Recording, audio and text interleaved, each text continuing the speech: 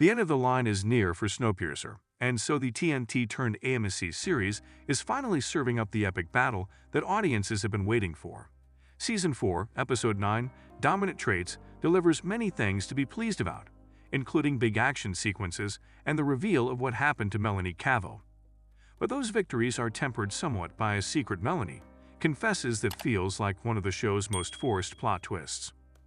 Dominant Traits answers the question of Melanie's whereabouts after she was knocked unconscious, and follows her as Dr. Nemo Rousseau continues his plan to launch the Gemini rocket that will destroy the world.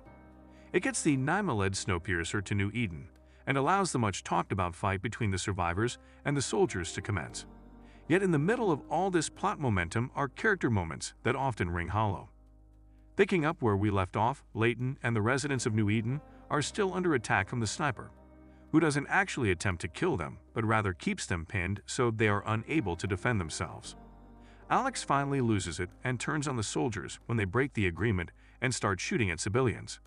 This fries the computer and prevents the tracks from being changed. While Alex works on creating a gadget that can jam the radio transmission and prevent the Silo soldiers from burying the town, Layton, Sykes, and Javi battle their way to Alex.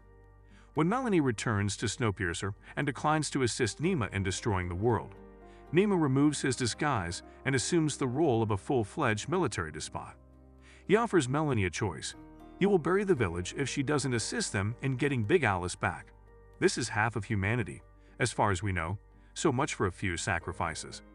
Reminding Nima of a period when he would not even work for a company if they dumped chemicals in the water, Melanie continues to try to appeal to his humanity. Now look at him, ruining everything and just willing to hear his own viewpoint. Once more, Nima's portrayal is a little bit too little, too late, and it doesn't end there. After Layton saves Alex from a commando in New Eden, Alex eventually inquires about Wilfred. She is obviously upset when Layton tells her how Wilfred died, even though she acknowledges that she can't hold Layton responsible for trying to kill Wilfred, because she also attempted to do so once. The best sheriff in the new Wild West, Bess Till, finds the sniper and takes him down because Oz diverts his attention by mocking him over the radio. With just one bullet remaining, Till uses it to save Layton from a commando, and not a second too soon. That's the end of the struggle. At last, Alex informs the gang that Nima simply has too many men on his side, meaning their initial ambush plan would not succeed. She also lays out the risks for them, telling them that Nima's substance will contaminate everyone, eroding the atmosphere and causing their blood to boil until they lose the ability to breathe. It's just another Tuesday in Snowpiercer, you know. Nima changes course and decides to bring his whole army, not just the masked commandos, in order to thoroughly destroy the town. Luckily, Melanie is able to deceive him into taking an alternative course of action. She enlists in the military, joining scores of other heavily armed people. However, they employ the knockout gas that we have seen Nima use previously to knock out everyone in town, rather than opening fire on the residents of New Eden. The army basically just waltzes into town unchallenged, thus the victory is fleeting. Big Alice is easily captured by Nima, Melanie, and Alex, who track down her mother. Josie questions whether Melanie sold them out once more, which would be rather typical. She wouldn't though, because she is aware that Nima's plot will kill them all regardless of loyalty or allegiance, so it doesn't matter what he offers her. She contacts Layton right away to begin planning a counterattack, letting him know that she will be bringing Snowpiercer into town. Layton and the others only need to board and launch an internal assault. The revolutionaries, with a little assistance from Javi, overpower a troop of troops positioned near Town Hall and discover that their rifles are empty.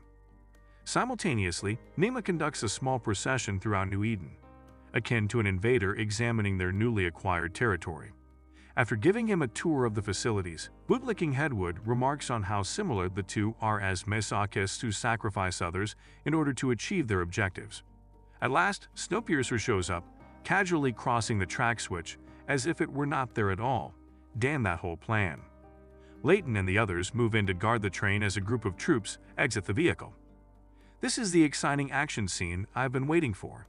The army of New Eden is gathering, and while the front lines charge at the Silo troops with axes, poles, knives, and whatever weapons Till could manage to create in time, archers using crossbows are positioned in the back. Once they board the train, the second round begins. Despite Nima's orders to his forces to blow up the hill and bury the town, the plan fails miserably. By jamming the transmission, Javi was able to save the community. Melanie and Alex flee and make their way to the subtrain so they can rejoin the battle, while the man who froze the world yells in rage.